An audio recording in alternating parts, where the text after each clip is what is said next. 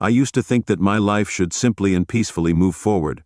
My wife Linda and I have been married for about years, and we live in the suburbs of Denver, Colorado with our 2 daughters, Sarah and Liz. Linda works at a daycare center, but she chooses to stay at home and take care of the children. She has always been very good with children, and I think we make a perfect team. Our home is always full of laughter, the kind of laughter that echoes around the walls and makes you feel at home. We spend weekends barbecuing together, going to our daughters' soccer games, and just enjoying each other's company. But a few months ago, things started to change. My wife Linda's behavior began to change. She started spending more time on her phone, laughing at text messages, and she wouldn't let me see them when I got home from work.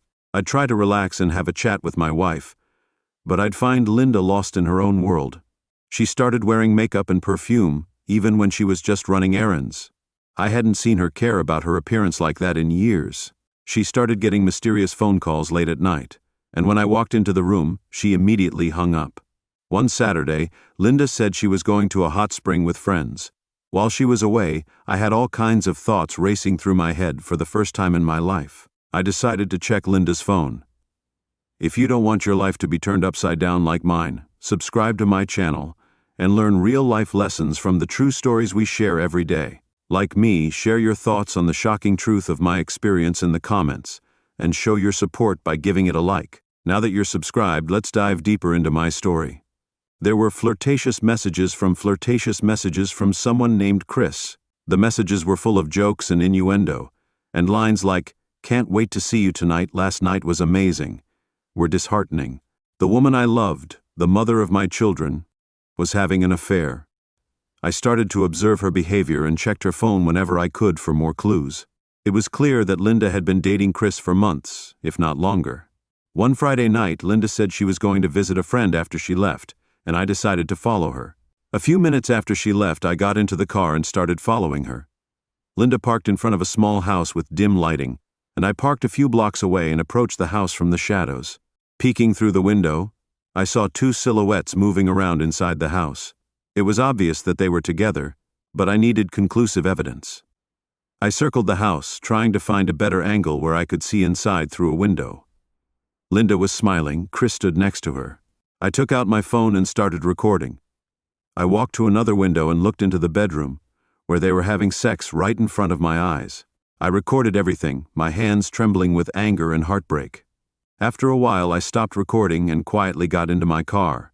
There was no turning back now. I had the evidence I needed. It was time to confront Linda. When I got home, I felt numb as I tucked Sarah and Lizzie into bed and listened to their innocent chatter. I tried to hide the storm inside me. Linda came home late as expected and tried to sneak quietly into bed, but I was waiting for her. I switched on the light, and Linda's eyes widened with shock and guilt. "Jack, why aren't you asleep yet?" she asked. "We need to talk," I said. She paused for a moment, then sat down on the edge of the bed and asked what happened with you and Chris.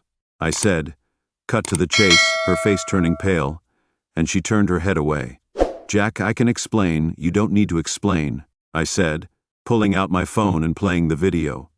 Linda looked at herself and Chris in horror, her eyes wide. She was silent for a moment. Then she burst into tears. "Jack, I'm so sorry. I never meant for things to go this far."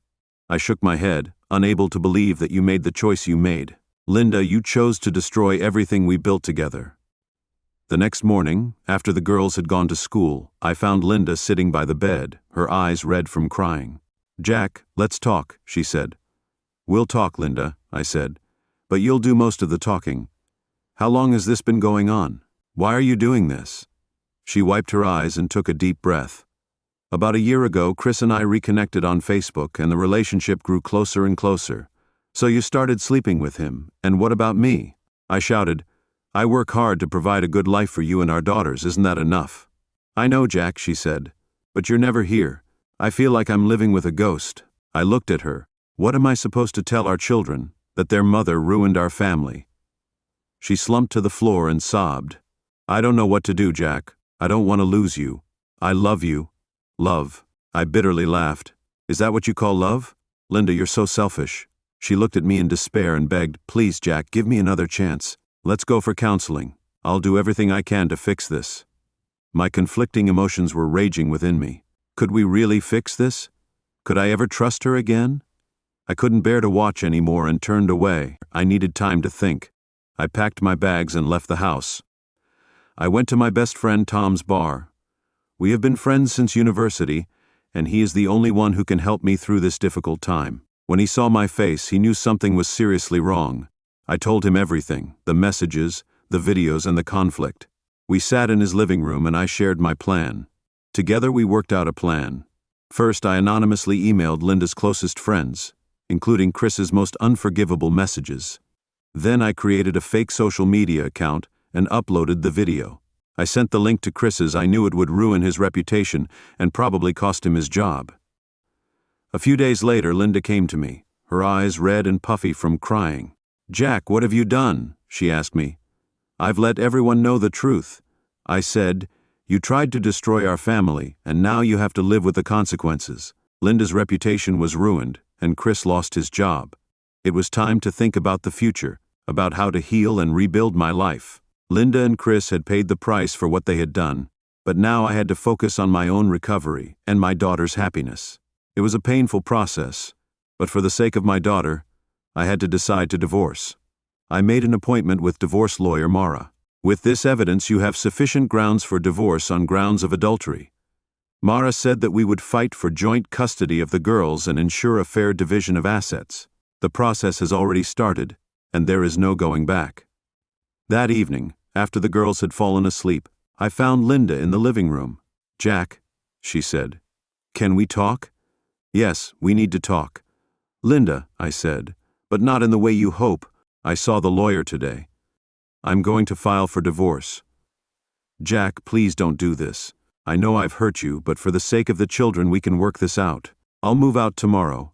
I'll find somewhere nearby so I can be close to the girls. We'll discuss the best custody arrangements for them." Linda nods. "I understand." She whispers, "I'll do whatever it takes. What needs to be done?" The next day I packed my bags and left the house. I needed to create a safe and comfortable environment for my daughters. We arranged a custody schedule that allowed me to spend plenty of time with Sarah and Lizzie and ensured a fair distribution of assets. My first night with my daughters was bittersweet. They were confused and upset by the change, and I tried to reassure them again that I loved them and that everything would be fine. That night we played games and watched movies together and started a new life.